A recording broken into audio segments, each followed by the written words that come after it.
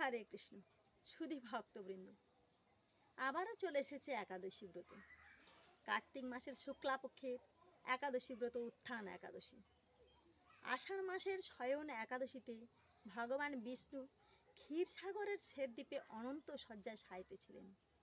আর এই 4 মাস পরে এই কার্তিক মাসের শুক্লাপক্ষের একাদশী উত্থান একাদশীতে তিনি উত্থিত হন বা জাগরিত হন। তাই এই একাদশীর নাম উত্থান একাদশী বা প্রবোধিনী একাদশী। শাস্ত্রে বলা হয়েছে, যে ব্যক্তি এই উত্থান একাদশী ব্রত নিষ্ঠা সহকারে পালন করে তার সমস্ত পাপ দূর হয়, সংসারে সুখ শান্তি সমৃদ্ধি আসে, সহস্র যজ্ঞের ফল লাভ হয়। এই দিন তুলসী দেবীর বিবাহও হয়। শালগ্রাম শিলা ও তুলসী দেবীর ঐশ্বরিক মিলন। তাই বলা হয় এই দিন আত্মার জন্ম, বিষ্ণু ভক্তির শুরু। উত্থান একাদশী ব্রত কবে? উত্থান একাদশী ব্রত 2রা নভেম্বর 2025 রবিবার। ব্রতের পারণ সময় ব্রতের পর দিন অর্থাৎ 3রা নভেম্বর সোমবার সকাল 5টা 57 থেকে 9টা 43। তো এই একাদশী ব্রতের নিয়ম কি কি বর্জন, কি কি গ্রহণ করতে হবে, সেই সমস্ত আগের ভিডিওতে আছে, দেখে নেবেন। একাদশী কথার অর্থ কি? একাদশী কথার অর্থ হলো কায় মনোবাক্যে ভগবানের সেবা করা। এদিন বেশি বেশি করে ভগবানের নাম জপ করা, গীতা ভাগবত পাঠ করা, শ্রবণ করা। এই একাদশী ব্রতের মাহাত্ম্য কথা পাঠ করা ও শ্রবণ করা উচিত। তাহলে এখন আমি এই উত্থান একাদশী ব্রতের মাহাত্ম্য কথা পাঠ করছি, তোমরা সবাই শ্রদ্ধা সহকারে শ্রবণ করো। এই কার্তিক শুক্লপক্ষের প্রবোধিনী একাদশীর মাহাত্ম্য স্কন্দপুরাণে ব্রহ্ম নারদ সংবাদে বর্ণিত আছে। ব্রহ্মা কহিলেন, হে মুনিশ্রেষ্ঠ, পাপ নাশকারী, পুণ্য বর্ধনকারী ও মুক্তিদাত্রী প্রবোধিনী একাদশীর মাহাত্ম্য শ্রবণ করুন। হে বিপেন্দ্র, গঙ্গা প্রভুত্ব পৃথিবীর উপর ততদিন অক্ষুণ্ণ ছিল যতদিন পাপ ভস্মকারী কার্তিক হরিবর্ধিনী একাদশী জগতে প্রকট হন নাই। সমুদ্র তীর্থ তথা সরোবরের পূর্ণ প্রভাব ততদিন গর্জিত ছিল যতদিন কৃষ্ণ প্রবর্ধিনী একাদশী আসেন নাই।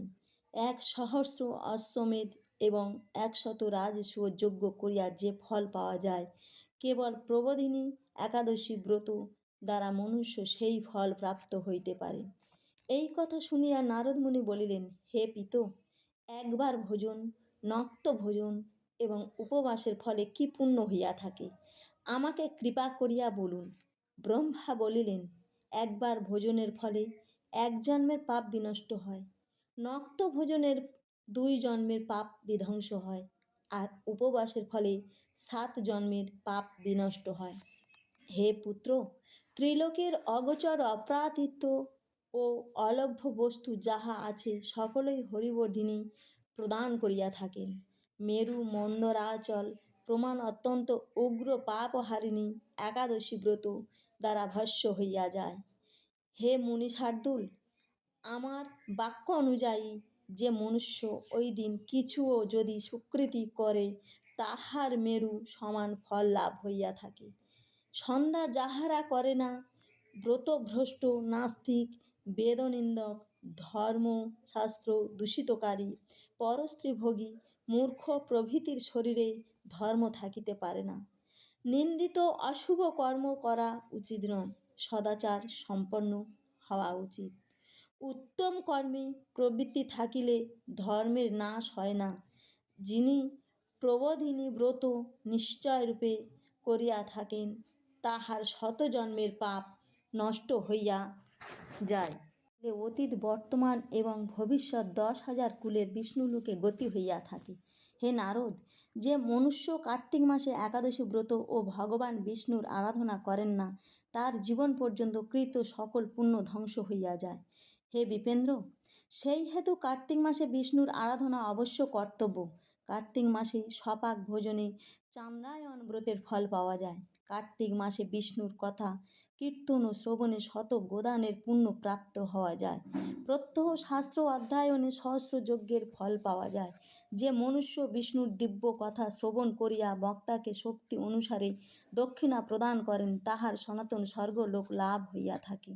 নারদ মুনি বলিলেন, কৃপাপূর্বক একাদশী ব্রত বিধি আমাকে বলুন। নারদের বাক্যের উত্তরে পিতামহ ব্রহ্মা বলিলেন, হে দ্বিজোত্তম, ব্রাহ্ম মুহূর্তে উঠিয়া মুখ্য প্রক্ষালন ও স্নানাদি সমাপন করিয়া কেশব ভগবানের পূজা করিতে হইবে, নিয়ম করিয়া মন্ত্র পড়িতে হইবে। আমি একাদশী উপবাসে নিরাহার থাকিব, দ্বাদশী দিবসে ভোজন করিব।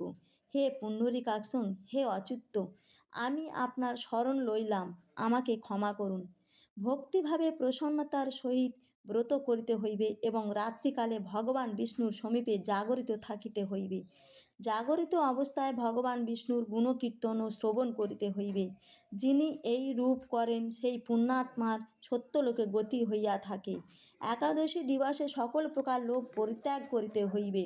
কদম্ব ফুলে ভগবান জনার্দনের পূজায় যমলোক বারিত হয়। কার্তিক মাসে গোলাপ ফুলে ভগবান গরুধ্বজের পূজা করিলে মুক্তি করায়ত্ত হয়। বকুল এবং অশোক ফুলে পূজা করিলে সূর্য চন্দ্র অবস্থান পর্যন্ত শোকরহিত হওয়া যায়। শমীপত্রে পূজা করিলে যমরাজের মার্গে যাইতে হয় না। বর্ষা ঋতুতে চম্পা ফুলে দেবতাদের দেবতা ভগবান বিষ্ণুর পূজা করিলে সংসারে পুনর্জন্ম হয় না। পীতবর্ণ কেতকী ফুল ভগবান বিষ্ণুকে প্রদান করিলে কোটি জন্ম সঞ্চিত পাপরাশি বিনষ্ট হয়।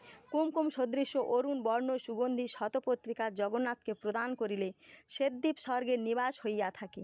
হে ব্রাহ্মণ, রাত্রি জাগরণ ও ভগবান বিষ্ণুর আরাধনা করিয়া দ্বাদশী দিবসে ব্রত সমাপ্তির নিমিত্ত ব্রাহ্মণ ভোজন করিবার বিধি আছে। সাধ্যানুসারে গুরু পূজা ও দান করিলে ভগবান গরুধ্বজ প্রসন্ন হন। এইভাবে একাদশী ব্রত পালন করলে সমস্ত পাপ দূর হয়ে যায় এবং বিষ্ণু প্রসাদ লাভ হয়। হরে কৃষ্ণ, হরি বল।